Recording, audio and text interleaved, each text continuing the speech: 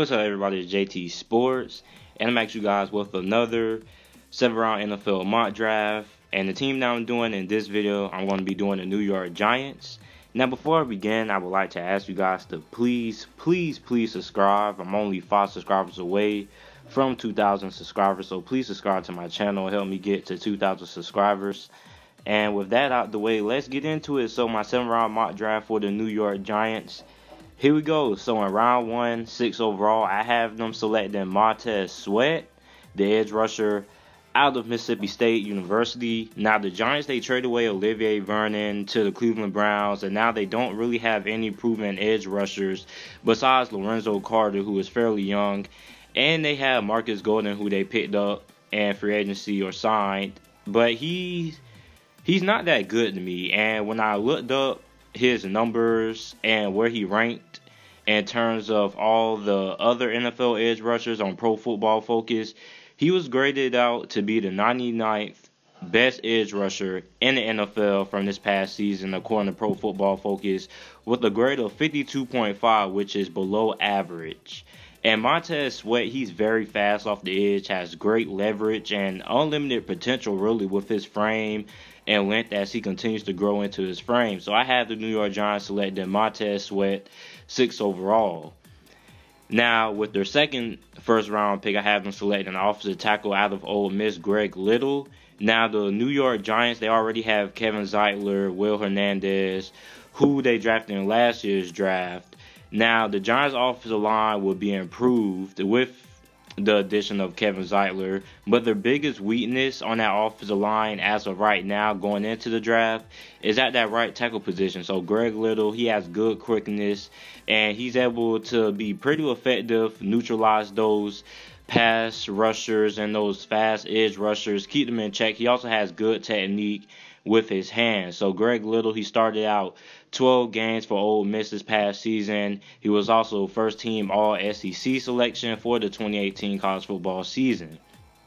So in the second round, 37th overall, I have the New York Giants selecting a quarterback out of West Virginia, Will Grier.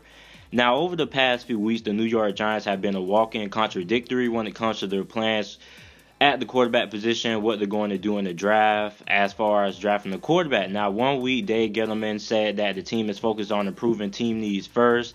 Then the next week after that, he goes out to say that the team is looking to draft a quarterback in this year's draft. But he also has backed up Eli Manning, saying that he is still the starting quarterback and he is a reliable starting option in this league. And then something that I was reading yesterday, I believe, another report came out saying that Dave Gettleman still believes that Eli Manning will be the starting quarterback for the New York Giants for 2020. So, despite these reports and rumors, I don't think the Giants will pass up on Will Grier if he's available at this point of the draft, because Will Grier, he is a first-round talent in my opinion, despite how he has had an up-and-down season, very, very inconsistent performances, had a pretty okay Senior Bowl, had a solid combine, but the thing that has really boosted Will Grier's draft stock is how he has probably had one of the best pro days that we have ever seen for an NFL draft quarterback. I mean, after his pro day, he immediately had 10 interviews with 10 different NFL teams, and it dramatically boosted his draft stock. Now, if he gets drafted by the New York Giants, he could be starting as soon as week 6, or he could be riding the bench to Eli Manning for 2 seasons. It all depends on Eli Manning's play. If Eli Manning plays good, he won't have to worry about Will Grier. We might not see Will Grier for a season or 2. If he plays horrible, we could see Will Grier playing as soon as week 6. So it all depends on Eli Manning's play. But at this point in the draft, if he's available, I do not see the New York Giants passing on him. So I have Will Grier going to the New York Giants with the 37th overall pick. In the third round, 96 overall, I have the New York Giants selecting JAYLON Ferguson, the edge rusher out of Louisiana Tech. Now, JAYLON Ferguson is a day 1 NFL starter. He's listed as an edge rusher, but he played defensive end at Louisiana Tech. I don't know why so many people have him going in the third round. He's an incredible talent with great size, good hands, and disengages from blocks very quickly and very smoothly. He got his NFL Combine invitation rescinded for a battery charge dealing with a fight at McDonald's from his freshman year in college. But he would be a great pick and a good steal for the Giants, who need some defensive ends. And Ferguson could immediately make an impact for the New York Giants. And he is a first-round caliber player, so this would be a big steal for the New York Giants at this spot.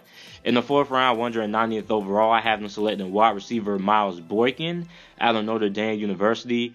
I don't think Sterling Shepard is a good number 2 wide receiver. However, I do feel he is a good slot wide receiver. Miles Boykin could definitely be a guy to fill out that number 2 wide receiver spot for the New York Giants. This guy is severely underrated. He's 6'4" and ran a 4.42 at the NFL Combine.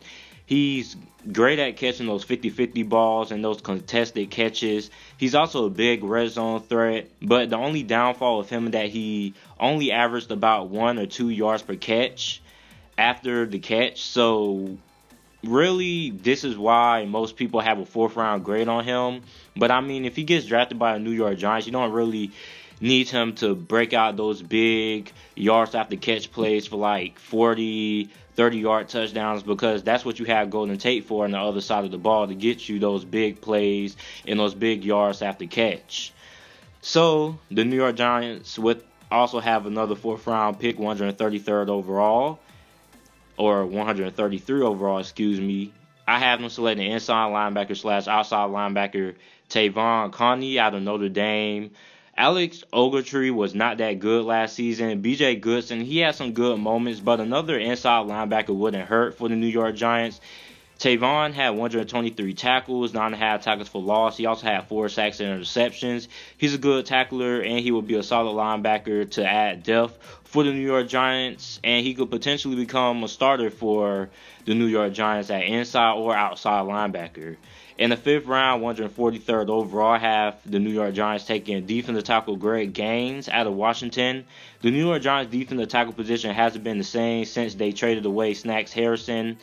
He was a massive and regular force in the run game, and now with him gone, they miss out on that run-stopping presence. Now, Greg Gaines is a pretty good run-stopper. He has a high motor. He's always working. He has very good size. So, with their second 5th round pick, 144th overall, having them selecting the safety out of Boston College, Will Harris. The Giants have Jabril Peppers from the Odell Beckham trade. They also signed Antoine Bethea from free agency, but he's 35 years old, and he only signed a 2-year deal, so the Giants need to be looking to draft his replacement since he won't be in the league that long. He probably could retire after next season, but he doesn't really have that long in the NFL, doesn't really have that many years left. Now, Will Harris would be a very good replacement, or a guy who could maybe take that role once Antoine Bethea decides to hang it up. Now, Will Harris, he's very good at covering tight ends. He has very good size. He can play either safety position, free safety, all strong safeties. He's a good tackler, heavy hitter, can punish wide receivers from running routes across the middle. And he could become a starting caliber safety in this league with some development. Now, with the last 5th round pick of this draft, 172nd overall, I have them selecting a defensive end, Anthony Nelson out of Iowa. Another DN. Yes, the Giants, they need some more depth there, so I see no reason why they shouldn't draft another defensive end. Anthony Nelson had 45 tackles with 13.5 tackles for loss. He also had 9.5 sacks, and he's pretty solid in every area, but he could use some more development on his pass rushing moves. Now, in the 6th round, I have them selecting wide receiver DeMarcus Lodge, 181st overall, out of Ole Miss. Now, Lodge is underrated due to the fact that he had DK, A.J. Brown on their team. He has very good releases, good at catching the deep contested passes. He also has very good body control, and he could add some more wide receiver depth for the New York Giants. Now, in the 7th round, 234th overall, I have them selecting offensive tackle / offensive guard Alex Bars. Now, Bars missed most of the 2018 season due to an ACL injury, which he suffered in December. Now, he has outstanding size. He's 6'6", 312 pounds. He can play both offensive tackle and offensive guard. The Giants can bring him in to see if he can make their roster. And if he can make their roster, he could be a quality backup if a starter on the offensive line goes down with an injury. Now, with the last pick of this year's NFL draft, I have them selecting defensive tackle Daylon Mack, 247th overall, out of Texas A&M.